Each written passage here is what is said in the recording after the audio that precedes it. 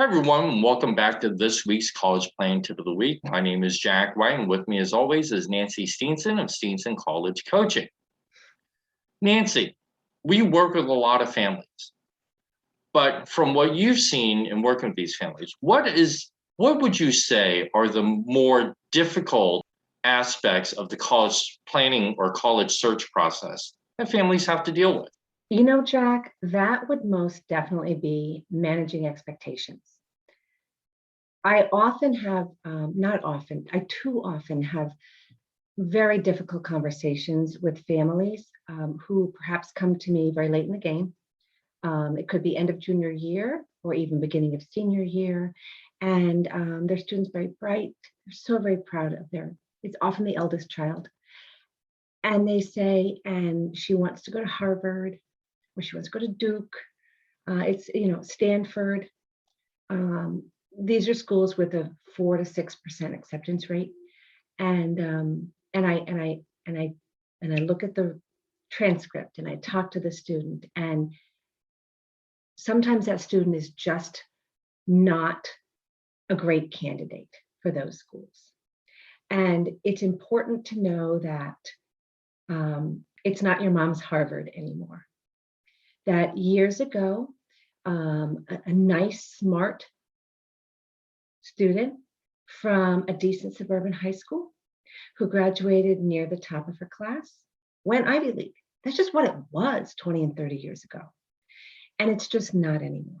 And families don't always know that.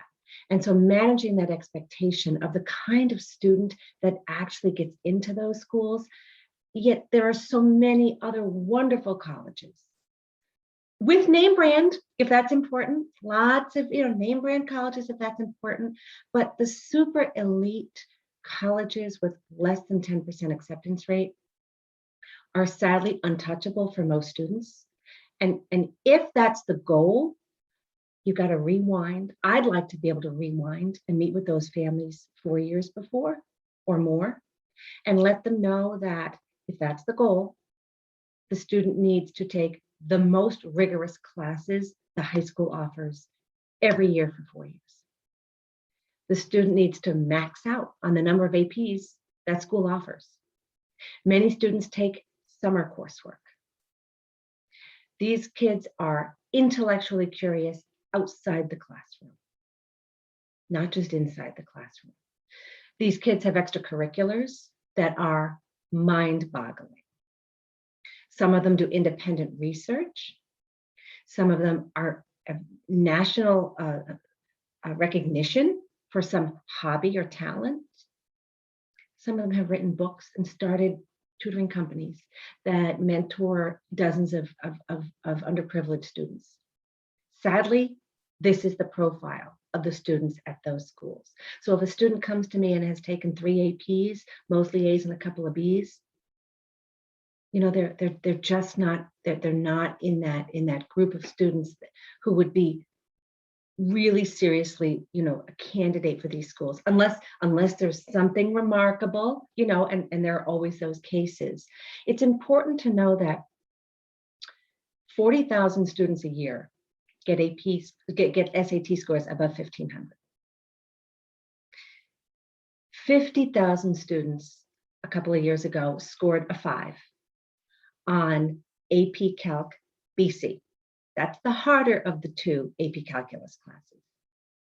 It's important to know that 90 some odd % of students who got into Harvard a couple of years took some sort of calculus in high school.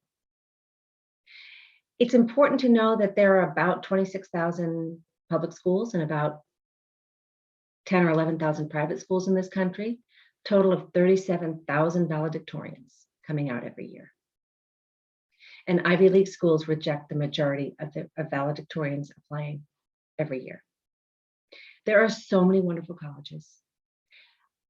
I don't want to stomp on anyone's dream. If your dream is to apply to University of Chicago or Stanford, by all means, go for it.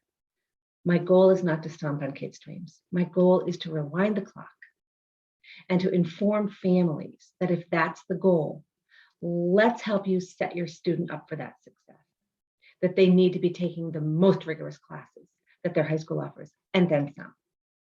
They need to do some extraordinary things outside the classroom. And there are other factors as well. They want to get letters of recommendation from teachers who are going to say, this is one of the most fill in the blank students I have encountered in my career, and so on. So managing expectations. There are so many wonderful colleges, and it's hard to say, I want to play for the NFL. I'm going to be recruited next season as soon as I can learn how to play football. And of course, I'm being silly. But it takes years to prepare for goals when the goal is so very high. You don't just step into it. So plan ahead from elementary school, from middle school.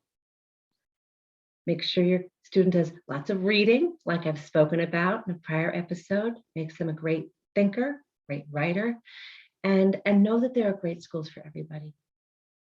And with the top tier of colleges comes a lot of stress and some other things as well that may not be the perfect environment for every student.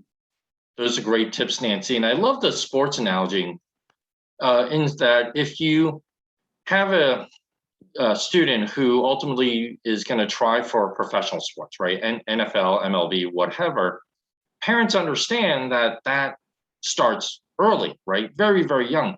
But what you're really saying is also true academically, same thing. So that's a great tip.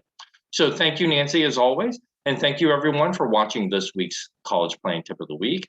Stay safe, stay healthy, and we'll see you next time.